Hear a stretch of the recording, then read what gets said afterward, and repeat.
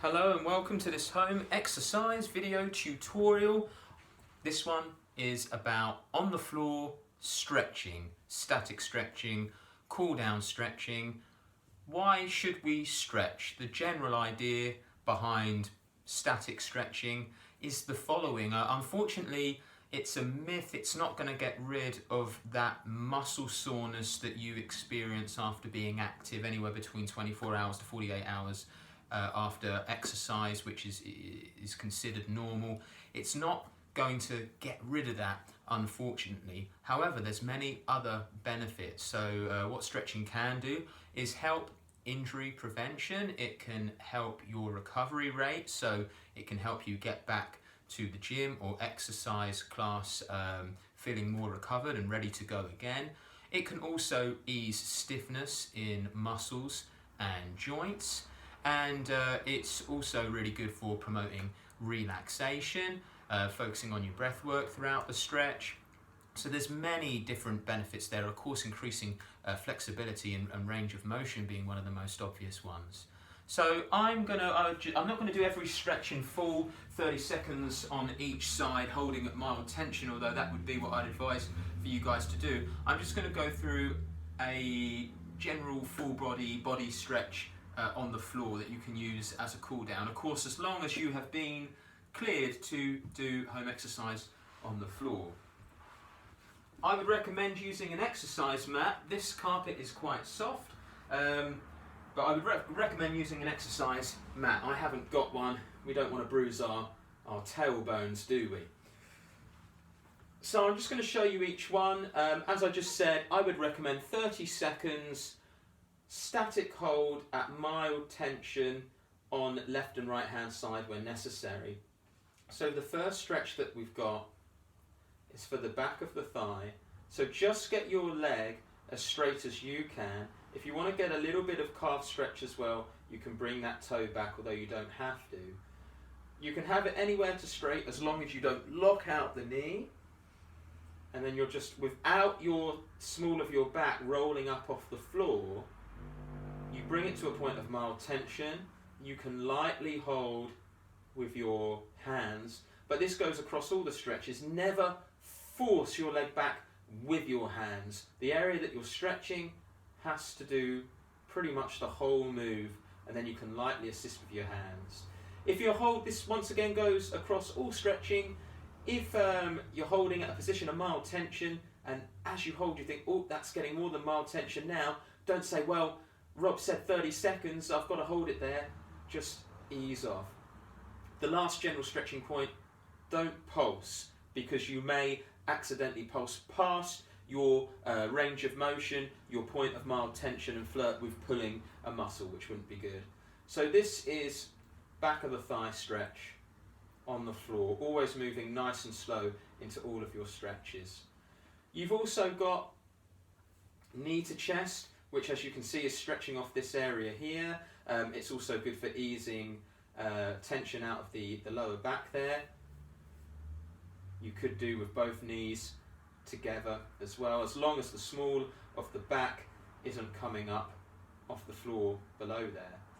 One of my absolute favourite stretches, don't worry if you can't get into this position, is crossing the leg. I'm going to take this one nice and slow. So crossing the leg, this may be enough. This is focusing on hips and glutes and a deeper muscle which can be responsible for lower back pain again. So this could be a really beneficial stretch. And once we've crossed here, if you feel that this isn't enough, this isn't taking you to mild tension, one hand through the middle, one hand around the outside. Remember, hands are only like guides, so the main movement comes from the legs, and then the hands can lightly assist. And basically this knee is bringing this ankle closer to the stretch, and now you're getting a stretch all around this area here. I find this a fantastic stretch. You'll notice that the small of my back isn't rocking up off the floor again as well there. If I want to get more of the outside of my thigh, then what I can do, I can straighten this leg out. Be very aware that you don't drop too quickly into this one.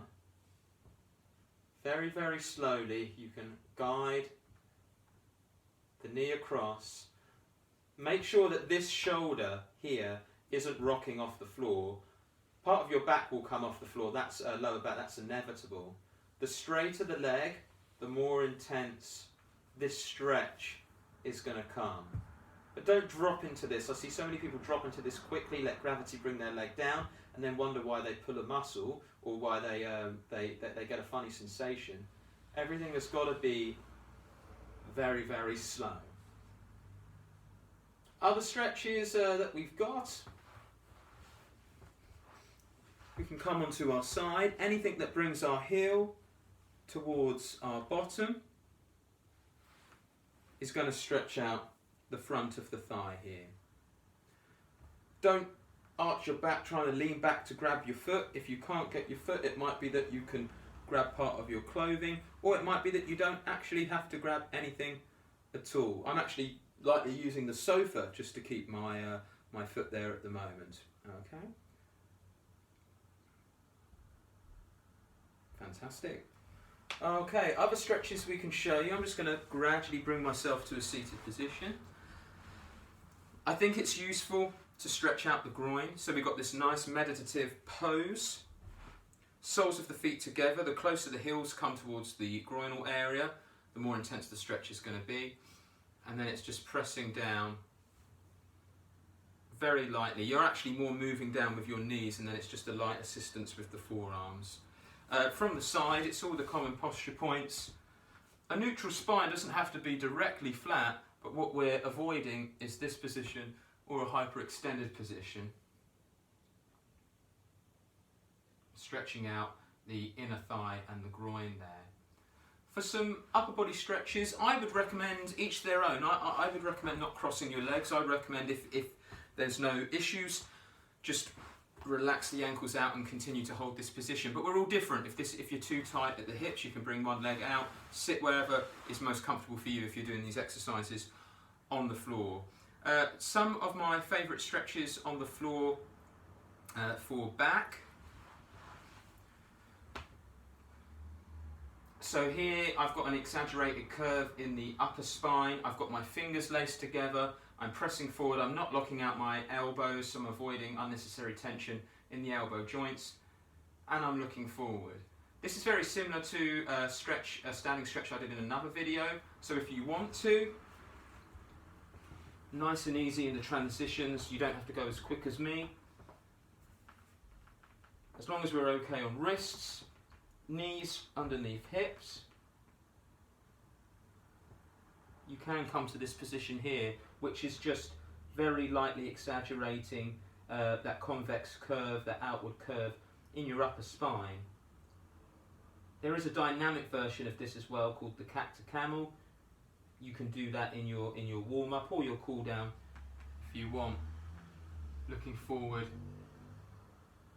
when we bring the chest down, and when we bring the chest back up, looking down to the ground. Just don't come to the full your full range of motion necessarily, because it might get a little bit too much tension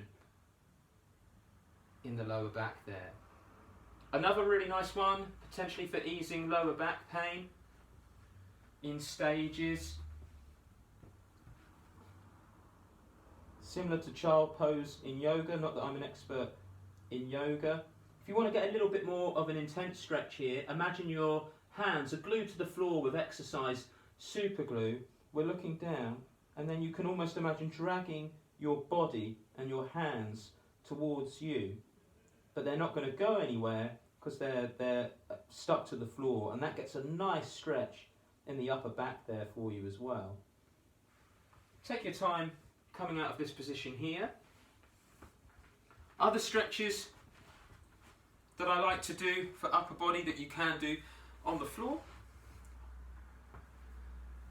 I like to bring my hands above my head, because already when I bring my hands above my head, my chest is partly a stretch anyway, which is great.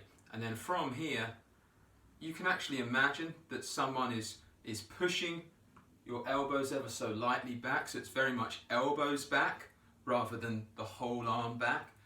Elbows back, and you get a fantastic stretch in the chest here. Just make sure that the pinch in your shoulder blades isn't over exaggerated.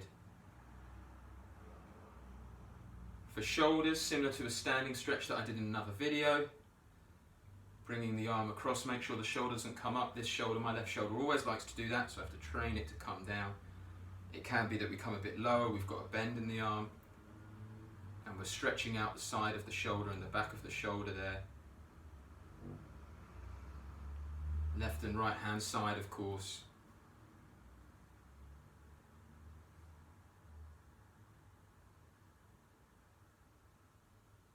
Another stretch that can be really nice to do. Sometimes people say to me, Rob, how do I really stretch out the biceps here, which you're using when you're pulling, if you're pulling on your resistance band? A really good way from a seated position, if we think that with biceps, that's when you're using your bicep, or here when you're using your bicep, when you're flexing at your elbow, that stretch is usually the opposite to that motion when your muscle is getting shorter and working. So I know if I come to here, my biceps at stretch, but I can even take it further and I can actually come to here. And if I think pressing through the palms and turning those palms around, as long as this is requires quite a lot of range of motion, so you could just still get a nice stretch just by turning those palms up a little bit and coming to the side. It's more about the turning of the palms up, as long as that doesn't cause any issues. Fantastic. I'm not sure how long this video has been going on for. I don't want it to go on too long. Oh my goodness, it's already over 10 minutes. So we'll finish it there, and hopefully that's some nice stretches there for you to do on the floor.